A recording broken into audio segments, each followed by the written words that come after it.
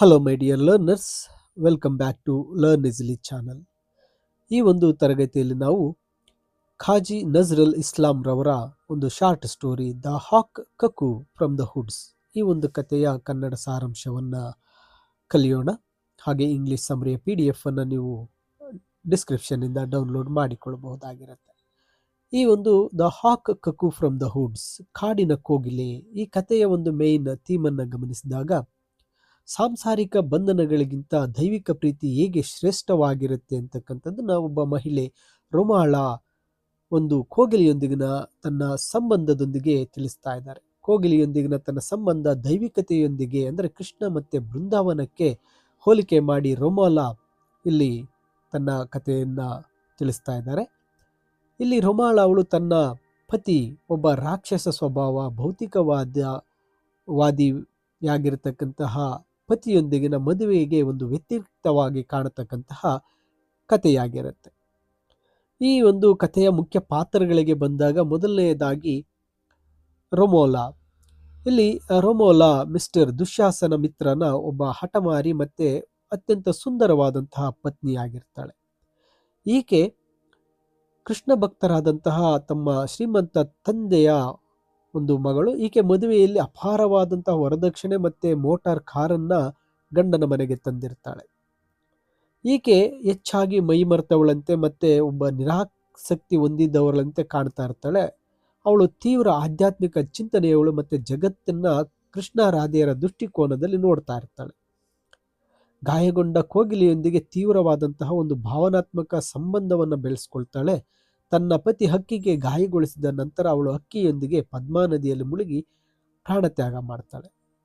ಇನ್ನು ಎರಡನೇ ಪಾತ್ರ ಮಿಸ್ಟರ್ ದುಶ್ಯಾಸನ ಮಿತ್ರ, ಫರೀದ್ಪುರದ ಡೆಪ್ಯೂಟಿ ಮ್ಯಾಜಿಸ್ಟ್ರೇಟ್ ಮತ್ತೆ ರೋಮಾಳಲ ಪತ್ನಿ. ಈತ ಜುಪಣ ಅಂತ ವರ್ಣಿಸಲ್ಪಟ್ಟಿರ್ತಾನೆ. ದುಶ್ಯಾಸನ ಅಂದರೆ ನಿಯಂತ್ರಿಸಲಾಗದವನು ಎಂಬ ಹೆಸರಿದ್ದರೂ ಕೂಡ ಸಹ ತನ್ನ ಹೆಂಡತಿಯನ್ನ ನಿಯಂತ್ರಿಸಲು ಒಂದು ರೀತಿ ಅಸಮರ್ಥನಾಗಿರ್ತಾನೆ. ಆರಂಭದಲ್ಲಿ ರೋಮಾಳಲ ಬಗ್ಗೆ ಕಾಳಜಿ ವಹಿಸಿದ್ರು, ನಂತರ ಅವನು ಹಕ್ಕಿಯ ಮೇಲೆ ಕೋಗಿಲೆಯ ಮೇಲೆ ತೋರ್ತಕ್ಕಂತಹ ಒಂದು ಭಕ್ತಿಯ ಬಗ್ಗೆ ಅಸೂಯೆ ಪಡ್ತಾನೆ. ತೀವ್ರ ಕೋಪದಲ್ಲಿ ಏನ್ ಮಾಡ್ತಾನೆ, ಆ ಕೋಗಿಲೆಯ ರೆಕ್ಕೆಗಳನ್ನು ಕತ್ತರಿಸ್ತಾನೆ. ರೋಮಾಳಲಿಗೆ ಯಾತನೆ ನೀಡಲು ಅದನ್ನು ಕಾಡಿಗೆ ಎಸಿತಾನೆ. ಇನ್ನು ಮುಂದಿನ ಪಾತ್ರ ಆ ಕಕ್ಕು ಕೋಗಿಲೆ. ಇದು ಸ್ಟೀಮರ್ ಸ್ಟೇಷನ್ನಲ್ಲಿ ರೋಮಾಳಲಿಗೆ ಎದೆ ಮೇಲೆ ಬಿದ್ದಂತಹ ಒಂದು ಗಾಯಗೊಂಡಂತಹ ಹಕ್ಕಿ. ಇದು ರಾಧಾಕೃಷ್ಣ ಮತ್ತೆ ಪ್ರಿಯತಮೆ ಎಂದು ಕೂಗಲು ಕಲಿಯೋದ್ರಿಂದ ಕೆಲಸಗಾರರು ಇದಕ್ಕೆ ಹರಿಬೋಲ ಅಂತ ಹೆಸರಿಡ್ತಾರೆ. ರೋಮಾಳ ಈ ಹಕ್ಕಿಯನ್ನ ಬೃಂದಾವನದ ಸಂದೇಶವಾಹಕ ಅಥವಾ ಕೃಷ್ಣನ ಕೊಳಲು ಅಂತ ನೋಡ್ತಾಳೆ. ಇನ್ನು ಇದರಲ್ಲಿ ರೋಮಾಳಲ ತಂದೆ ಕೃಷ್ಣನ ದೊಡ್ಡ ಭಕ್ತ ಮತ್ತೆ ಶ್ರೀಮಂತ ವ್ಯಕ್ತಿ. ಇವರು ಒಂದು ಇನ್ಫ್ಲೂಯೆನ್ಸ್ ಶಿಫಾರಸಿನ ಮೇಲೆಗೆ ಆ ದುಶ್ಯಾಸನ ಮಿತ್ರ ತನ್ನ ಮಗಳ ಗಂಡನಿಗೆ ಒಂದು ಮ್ಯಾಜಿಸ್ಟ್ರೇಟ್ ಕೆಲಸವನ್ನ ನೀಡಿರ್ತಾರೆ. ಇನ್ನು ಮಿಸ್ಸಸ್ ದತ್ತ ವಯಸ್ಸಾದಂತಹ ಆ ಒಬ್ಬ ನ್ಯಾಯಾಧೀಶರೊಬ್ಬರ ಪತ್ನಿ. ಅವರನ್ನ ರೋಮಾಳ ತನ್ನ ತಾಯಿಯಂತೆ ಕಾಳ್ತಾಳೆ ಮತ್ತೆ ಆ ರೋಮಾಳಲಿಗೆ ಇರತಕ್ಕಂಥ ಒಬ್ಬ ಏಕೈಕ ಗೆಳತಿ. ಇನ್ನು ಈ ಮನೆಯ ಕೆಲಸಗಾರರು, ಅವರು ಈ ಹಕ್ಕಿಯನ್ನು ನೋಡಿ ಇದು ಕೋಗಿಲೆ ಅಂತ ಗುರುತಿಸ್ತಕ್ಕಂತಹ ಕೆಲಸಗಾರರಾಗಿರ್ತಾರೆ. ಮತ್ತೆ ಈ ಕತೆ ಪ್ರಾರಂಭ ಆಗ್ತಕ್ಕಂಥದ್ದು ಒಂದು ತೆಪಾಲೋಕದ ಒಂದು ಸ್ಟೇಷನ್ನಲ್ಲಿ. ಅದು ತೆಪಾಲೋಕ ಸ್ಟೀಮರ್ ಸ್ಟೇಷನ್. ಒಂದು ಹುಣ್ಣಿಮೆಯ ರಾತ್ರಿ ಪದ್ಮಾ ನದಿಯ ಒಂದು ದಡದ ಮೇಲೆ ರೋಮಾಳ ಮತ್ತೆ ಆ ಗಂಡ ದುಶ್ಯಾಸನ ಮಿತ್ರ ಕುಳಿತಿರ್ತಾರೆ. ನದಿಯು ಉಲ್ಲಾಸದಿಂದ ಶಕ್ತಿಯಿಂದ ತುಂಬಿರುತ್ತೆ. ಆ ನೀರಿನ ಅಲೆಗಳು ತೀರಕ್ಕೆ ಬಡಿತಾ ಇರುತ್ತೆ. ಆ ನದಿಯ ಸಂತೋಷವನ್ನ ನೋಡ್ತಾ ಇರ್ತಾರೆ. ಇಲ್ಲಿ ದುಶ್ಯಾಸನ ಮಿತ್ರ ರೋಮಾಳಲ ಈ ನೀರಿನ ದಡದಲ್ಲಿ ಕುಳಿತು ರಾತ್ರಿ ಸಮಯ 9 ಗಂಟೆ ಆಗಿರೋದ್ರಿಂದ ಆ ರೋಮಾಳನ ಹೆಂಡತಿಯನ್ನ ಅಲ್ಲಿಂದ ಹೋಗೋದಿಕ್ಕೆ ಒತ್ತಾಯಿಸ್ತಾ ಇರ್ತಾನೆ. ಆದರೆ ರೋಮಾಳ ಆ ದೃಶ್ಯಕ್ಕೆ ಮಾರಿ ಹೋಗಿರ್ತಾಳೆ. ಆ ನೆರಳಿನಲ್ಲಿ ಅಡಗಿರ್ತಕ್ಕಂತಹ ದೋಣಿಯಿಂದ ಹೊರಬರ್ತಾ ಇರತಕ್ಕಂತಹ ಬಟಿಯಾಲ ರಾಗದ ಒಂದು ಸರಳ ಕೊಳಲಿನ ನಾದವನ್ನ ಕೇಳ್ತಾ ಇರ್ತಾಳೆ. ಭಾವಪರವಶಳಾದಂಥ ಅವಳು ಆ ದೃಶ್ಯವನ್ನ ಕೃಷ್ಣ ಮತ್ತು ರಾಧೆಯ ಒಂದು ರೂಪಕಗಳಾಗಿ ವಿವರಿಸ್ತಾಳೆ. ಚಂದ್ರನು ಕೃಷ್ಣ, ಪದ್ಮಾ ನದಿಯ ಅವನ ರಾಧೆ, ನೀರಿನ ಆ ನೀಲಿ ಸೀರೆಯುಟ್ಟು ಅವಳು ಕೊಳಲಿನ ನಾದಕ್ಕೆ ಆ ಒಂದು ಭಾವೋದ್ರಿಕ್ತವಾಗಿ ಕಂಪಿಸ್ತಾ ಇದ್ದಾಳೆ ಅಂತ ಹೇಳ್ತಾಳೆ. ಮಿತ್ರ ಮನೆಯ ವಾತಾವರಣ. ಇಲ್ಲಿ ಮಿತ್ರ ಒಂದು ರೋಮಾಳಲಿಗೆ ಸ್ವಲ್ಪ ಹೆದರ್ತಾ ಇರ್ತಾನೆ. ಅವಳು ತುಂಬ ಸುಂದರವಾದಂಥ ಹುಡುಗಿ, ಹಠಮಾರಿ, ದೊಡ್ಡ ವರದಕ್ಷಿಣೆ ತಂದಿರ್ತಾಳೆ. ಅದಕ್ಕಾಗಿ ಅವನು ಆ ಒಂದು ಹೆಂಡತಿಗೆ ಹೆದರ್ತಾ ಇರ್ತಾನೆ. ಹಾಗೆ ತನಗೆ ಡೆಪ್ಯೂಟಿ ಮ್ಯಾಜಿಸ್ಟ್ರೇಟ್ ಹುದ್ದೆಯು ಕೂಡ ತನ್ನ ಮಾವನ ಕಡೆಯಿಂದ ಬಂದಿರೋದ್ರಿಂದ ಹೆಂಡತಿಗೆ ಹೆದರ್ತಾ ಇರ್ತಾನೆ. ಹೊರನೋಟಕ್ಕೆ ಆ ಸಖಿ ಮತ್ತೆ ಸುಂದರವಾಗಿ ಕಂಡರೂ ಸಹ ರೊಮಾಳ ತುಂಬ ಸುಂದರವಾಗಿದ್ದರೂ ಕೂಡ ಅವಳು ಹೆಚ್ಚಾಗಿ ಮೈಮರೆತ ಸ್ಥಿತಿಯಲ್ಲಿ ಇರ್ತಾಳೆ. ಅವಳ ನಿರಾಸಕ್ತಿಯನ್ನು ಅರ್ಥ ಮಾಡಿಕೊಳ್ಳಲಾಗದ ಈ ಮಿಸ್ಟರ್ ಮಿತ್ರ ಅವಳ ಗಮನವನ್ನು ಲೌಕಿಕ ಸಾಂಸಾರಿಕ ವಿಷಯಗಳ ಕಡೆಗೆ ಸೆಳೆಯಲು ಪ್ರಯತ್ನಿಸ್ತಾನೆ. ಅದು ಯಾವಾಗಲೂ ಒಂದು ಗಲಾಟೆಯಲ್ಲಿ ಕೊನೆಗೊಳ್ಳುತ್ತೆ. ಇಂತಹ ಸಂದರ್ಭದಲ್ಲಿ ರೊಮಾಲ ಗಟ್ಟಿಯಾಗಿ ಹತ್ತು ತನ್ನ ಕಾರನ್ನು ತಾನೇ ಓಡಿಸಿಕೊಂಡು ಹೋಗಿ ಆ ಪದ್ಮಾ ನದಿಯ ದಡದಲ್ಲಿ ಕುಳಿತಿರ್ತಾ ಇರ್ತಾಳೆ. ಇಲ್ಲಿ ಆ ಗಂಡ ದುಶ್ಯಾಸನ ಮಿತ್ರ ಹೆಂಡತಿಯನ್ನ ನಿಯಂತ್ರಿಸಲು ವಿಫಲನಾಗಿರ್ತಾನೆ. ರೊಮಾಳಲ್ಲ ಆಧ್ಯಾತ್ಮಿಕ ಜೀವನದ ಮೇಲೆ ಕೃಷ್ಣ ಭಕ್ತಳಾದ ಆಕೆಯ ತಂದೆಯ ಪ್ರಭಾವ ಅಪಾರವಾಗಿರುತ್ತೆ. ಅವಳು ತಂದೆಯ ಜೊತೆಯಲ್ಲಿ ಮನೆಯಲ್ಲಿ ಕುಳಿತು ಆ ಕೃಷ್ಣನ ಕೀರ್ತನೆಗಳನ್ನು ಹಾಡಿ ಕೇಳ್ತಾ ಇರೋದ್ರಿಂದ ಅವಳು ಕೃಷ್ಣನ ಮೇಲೆ ತುಂಬ ಪ್ರೀತಿ ಇರುತ್ತೆ. ನಂತರ ಅವಳು ಹಾಡುವಾಗ ಅವಳ ಮನಸ್ಸು ಬೃಂದಾವನದ ಆಧ್ಯಾತ್ಮಿಕ ಜಗತ್ತಿಗೆ ಹೋಗ್ತಾ ಇತ್ತು ಮತ್ತೆ ಕಣ್ಣೀರು ಸುರಿಸ್ತಾ ಇದ್ಲು. ಇಲ್ಲಿ ಆ ಗಂಡ ಮಿತ್ರ ಈ ಆಧ್ಯಾತ್ಮಿಕ ಒಲವನ್ನ ಹುಚ್ಚುತನದ ರೂಪ ಅಂತ ಅಂದ್ಕೊಂಡಿರ್ತಾನೆ. ಹಾಗೆ ಅವರು ನದಿಯ ದಡದಲ್ಲಿ ಕುಳಿತಿದ್ದಾಗ ಒಂದು ಹಕ್ಕಿಯೊಂದು ಇದ್ದಕ್ಕಿದ್ದಂತೆ ರೊಮಾಳಲ ಎದೆ ಮೇಲೆ ಬಂದು ಬೀಳುತ್ತೆ. ಅವಳು ಕಿರ್ಚ್ಕೋತಾಳೆ. ಮಿತ್ರ ಆ ಹಕ್ಕಿಯನ್ನ ಹಿಡಿದು ಅದರ ಒಂದು ರೆಕ್ಕೆ ಮುರಿದಿರೋದನ್ನ ಗಮನಿಸ್ತಾನೆ. ರೊಮಾಳ ತಕ್ಷಣವೇ ಆ ಹಕ್ಕಿಯನ್ನ ಕಿತ್ತು ತನ್ನ ಒಂದು ಎದೆಗೆ ಅಪ್ಪಿಕೊಳ್ತಾಳೆ ಮತ್ತೆ ತುಂಬಾ ಕಾಳಜಿ ವಹಿಸ್ತಾಳೆ. ಅದು ಯಾವ ತಳಿಯ ಹಕ್ಕಿ ಅಂತ ತಿಳಿಯದೇ ಇದ್ರೂ ಮಿತ್ರ ಅದನ್ನ ಮೊದಲು ಒಂದು ಜಂಗಲ್ ಬಾಬ್ಲರ್ ಅಂತ ಕರೀತಾನೆ. ಆ ಹಕ್ಕಿಯು ತಪ್ಪಿಸಿಕೊಳ್ಳೋದಕ್ಕೆ ಪ್ರಯತ್ನಿಸೋದಿಲ್ಲ ಮತ್ತೆ ರೊಮಾಳಲೊಂದಿಗೆ ಒಂದು ರೀತಿಯ ವಿಚಿತ್ರ ಒಡನಾಟವನ್ನ ಹೊಂದಿರುವಂತೆ ಕಾಣುತ್ತೆ. ಇದರಿಂದ ಪ್ರಭಾವಿತಳಾದಂಥ ರೊಮಾಳ ಆ ಹಕ್ಕಿಯನ್ನು ಮನೆಗೆ ತೆಗೆದುಕೊಂಡು ಹೋಗೋದಕ್ಕೆ ನಿರ್ಧರಿಸ್ತಾಳೆ. ಮನೆಯಲ್ಲಿ ಅವಳು ತನ್ನ ಸೀರೆಯ ಮೇಲಿನ ರಕ್ತದ ಕಲೆ ಮತ್ತೆ ಹಕ್ಕಿಯ ಕುತ್ತಿಗೆಯ ಮೇಲೆ ಹಾವಿನ ಅಥವಾ ಕಾಡು ಪ್ರಾಣಿಯ ಒಂದು ದಾಳಿಯಿಂದಾದ ಗಾಯವನ್ನ ಗಮನಿಸ್ತಾಳೆ.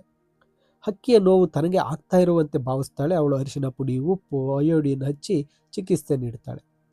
ಅವಳ ಪ್ರತಿಕ್ರಿಯೆ ತುಂಬ ತೀವ್ರವಾಗಿರುತ್ತೆ. ಅವಳು ಹಳಹಳಿಸುತ್ತಾ ಹಕ್ಕಿಗೆ ಮುತ್ತುಗಳನ್ನು ನೀಡ್ತಾಳೆ. ಅದು ತನ್ನನ್ನೇ ಅಂಟಿಕೊಂಡಿರೋದ್ರಿಂದ ಅದು ತನ್ನದೇ ಸಾಕು ಪ್ರಾಣಿಯಂತೆ ಆಕೆ ನೋಡ್ಕೋತಾಳೆ. ಪ್ರಾಣಿಗಳ ಮೇಲಿನ ಈ ಸೂಕ್ಷ್ಮತೆ ಅವಳಿಗೆ ಬಾಲ್ಯದಿಂದಲೂ ಇರುತ್ತೆ. ಯಾವುದೇ ಪ್ರಾಣಿ ನೋವಿಲ್ಲದಿದ್ದರೆ ನೋವಲ್ಲಿದ್ದರೆ ಅವಳು ಕಣ್ಣೀರು ಸುರಿಸ್ತಾ ಇರ್ತಾಳೆ. ನಂತರ ಮಿಸ್ಟರ್ ಮಿತ್ರ ದೊಡ್ಡ ಪಂಜರವೊಂದನ್ನು ತಂದು ಕೊಡ್ತಾನೆ. ಅದು ಕಾಡಿನ ಕೋಗಿಲೆ, ಹಾಕ್ ಕಕ್ಕು ಅಂತ ಗುರುತಿಸ್ತಾರೆ. ಕೆಲಸಗಾರರು ಕೂಡ ಅದು ಕೋಗಿಲೆ ಅಂತ ಖಚಿತಪಡಿಸ್ತಾರೆ. ಹಕ್ಕಿಯು ಅದಕ್ಕೆ ಸ್ವಲ್ಪ ಗುಣಮುಖವಾಗ್ತಾ ಇದ್ದಂತೆ ಅದು ತುಂಬ ಸುಂದರವಾಗಿ ಪ್ರಿಯ ಕಹಾನ್, ಓ ನನ್ನ ಪ್ರಿಯತಮ ಅಂತ ಎಲ್ಲಿದ್ದಾನೆ ಅಂತ ಕೂಗೋದಕ್ಕೆ ಪ್ರಾರಂಭಿಸಾಗುತ್ತೆ. ಕೋಗಿಲೆಯೊಂದಿಗೆ ಜೀವನ ರೊಮಾಲ ಮತ್ತೆ ಆ ಒಂದು ಮಿತ್ರನ ಮದುವೆಯಾಗಿ 4-5 ವರ್ಷಗಳಾಗಿದ್ರು ಅವ್ರಿಗೆ ಮಕ್ಕಳಾಗಿರೋದಿಲ್ಲ. ಅದ್ರ ಬಗ್ಗೆ ಅವಳಿಗೆ ಯಾವುದೇ ಚಿಂತೆ ಇರೋದಿಲ್ಲ. ರೊಮಾಳಿಗೆ ಯಾವುದೇ ಗೆಳತಿಗಳಿರೋದಿಲ್ಲ ಮತ್ತೆ ಅವಳು ತನ್ನ ಪತಿಯ ಸಹೋದ್ಯೋಗಿಗಳ ಪತ್ನಿಯರ ಸ್ನೇಹವನ್ನು ಸಹ ಆಕೆ ಮಾಡಿರೋದಿಲ್ಲ. ಇದರಿಂದ ಆಕೆ ಒಂದು ವಿಚಿತ್ರವಾಗಿರ್ತಾಳೆ. ಇಲ್ಲಿ ಮಿತ್ರ ಇದು ಒಂದು ರೀತಿ ಖುಷಿ ಪಡ್ತಾನೆ. ಯಾಕಂದ್ರೆ ಯಾವುದೇ ಸ್ನೇಹಿತರು ಇಲ್ಲದೆ ಇರೋದ್ರಿಂದ ಅವರಿಗೆ ಖರ್ಚು ಮಾಡುವ ಒಂದು ತೊಂದರೆ ಇರೋದಿಲ್ಲ ಅಂತ ಅಂದ್ಕೋತಾನೆ. ತಿಂಗಳುಗಳು ಕಳೆದಂತೆ ಪಂಜರದಲ್ಲಿದ್ದಂತಹ ಕೋಗಿಲೆಯ ಹಕ್ಕಿ ಒಂದು ರೀತಿ ಅಸಮಾಧಾನ ಆಗೋದಕ್ಕೆ ಪ್ರಾರಂಭಿಸುತ್ತೆ. ರೊಮಾಲ ಅದನ್ನು ಒಂದು ಕೋಣೆಯಲ್ಲಿ ಬಿಡ್ತಾಳೆ. ಅದು ಹಾರು ಹೋಗ್ತದೆ ಅಂತ ನೋಡೋದಕ್ಕೆ ಒಂದು ಕೋಣೆಯಲ್ಲಿ ಬಿಡ್ತಾಳೆ. ಆದರೆ ಅವಳಿಗೆ ಸಂತೋಷ ಆಗುತ್ತೆ. ಆ ಪಕ್ಷಿ ಪಂಜರಕ್ಕಿಂತ ಅವಳ ಮಡಿಲನ್ನೇ ಇಷ್ಟಪಡ್ತಾ ಇರುತ್ತೆ. ಅದು ರೊಮಾಳಲ ಬಾಹುಗಳಲ್ಲಿ ಸೇರಿಕೊಂಡು ಪ್ರಿಯತಮ ನನ್ನನ್ನು ಕರೀತಾ ಇದ್ದಾನೆ, ಪ್ರಿಯತಮ ಪ್ರಿಯತಮ ಅಂತ ಹಾಡ್ತಾ ಇರುತ್ತೆ. ರೊಮಾಲ ನಗು ಮತ್ತು ಕಣ್ಣೀರಿನಿಂದ ಆ ಪಕ್ಷಿಯೊಂದಿಗೆ ಆಳವಾದಂಥ ಸಂಬಂಧವನ್ನು ಅನುಭವಿಸ್ತಾಳೆ. ಹಕ್ಕಿಯು ಪಳಗಿ ಮಾನವನ ಮಾತುಗಳನ್ನು ಅನುಕರಿಸಲು ಪ್ರಾರಂಭಿಸುತ್ತೆ. ಅದು ಕೆಲಸಗಾರರ ಹೆಸರನ್ನು ಕರೆಯುತ್ತೆ. ರೊಮಾಳಲ ಕೀರ್ತನೆಗಳನ್ನು ಕೇಳಿ ರಾಧಾ ಕೃಷ್ಣ ಅಂತ ಹೇಳೋದಕ್ಕೆ ಶುರು ಮಾಡುತ್ತೆ.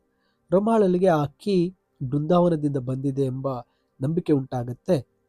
ಆದರೆ ಅಕ್ಕಿಯು ಸ್ವತಃ ರೊಮಾಳಲನ್ನೇ ಪ್ರಿಯತಮೆ ಅಂತ ಕರೆಯೋಕ್ಕೆ ಪ್ರಾರಂಭಿಸಿದಾಗ ಆಕೆ ತುಂಬ ಆ ಹಕ್ಕಿಯನ್ನು ಹಚ್ಕೋತಾಳೆ.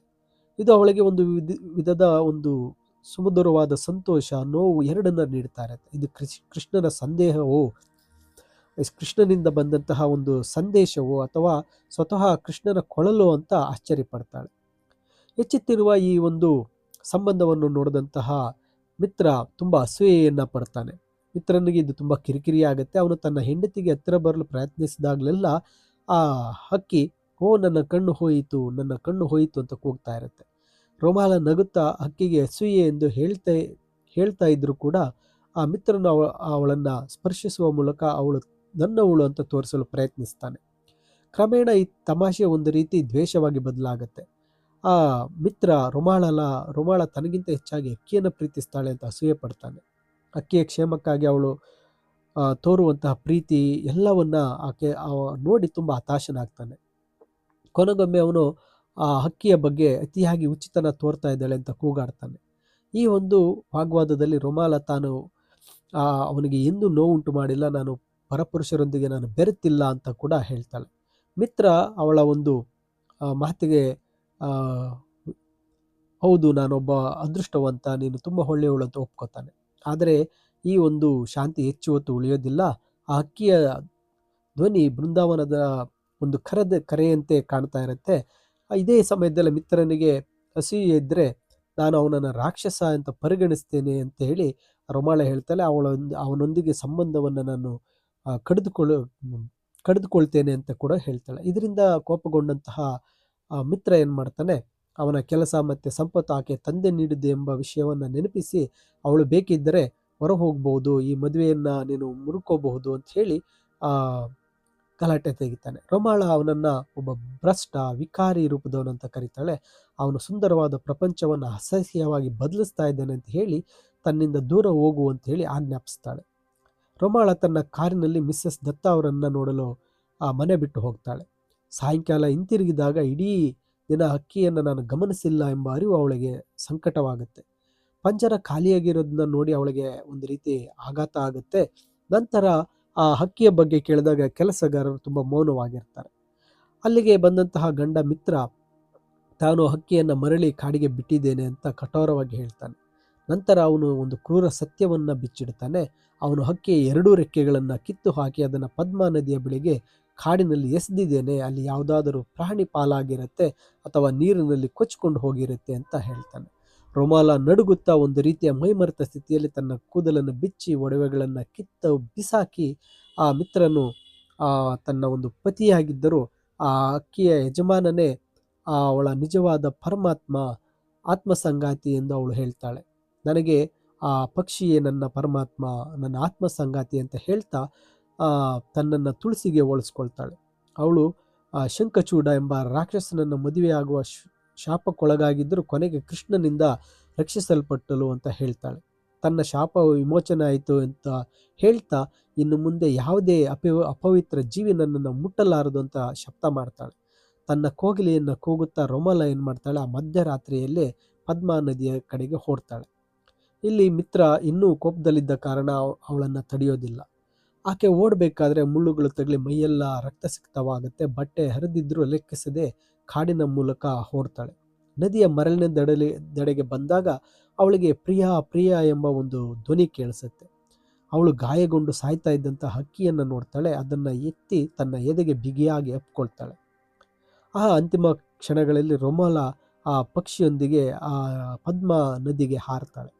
ಅವಳು ನೀರಿನಲ್ಲಿ ತೇಲ್ತಾ ಇರಬೇಕಾದ್ರೆ ಅವಳ ಮುಖವು ಕಮಲದಂತೆ ಮತ್ತು ದೇಹವು ಒಂದು ಬೆಳಕಿನ ಒಂದು ಕಿರಣದಂತೆ ಕಾಣ್ತಾ ಇರುತ್ತೆ. ಅವಳು ಕೋಗಿಲೆಯನ್ನು ಚಂದ್ರನ ಕಡೆಗೆ ಎತ್ತಿ ಹಿಡಿದಿರ್ತಾಳೆ. ಪದ್ಮಾ ನದಿಯ ನೀರು ಅವಳನ್ನು ಒತ್ತೊಯ್ತಾ ಇರುತ್ತೆ. ಅವಳು ಇನ್ನೂ ಆ ಕೃಷ್ಣದೂತ ಪಕ್ಷಿಯನ್ನು ತನ್ನ ಮಡಿಲಲ್ಲೇ ಅಪ್ಪಿಕೊಂಡಿರ್ತಾಳೆ. ಈ ರೀತಿಯಾಗಿ ಈ ಒಂದು ಕತೆ ಕೊನೆಗೊಳ್ಳುತ್ತೆ.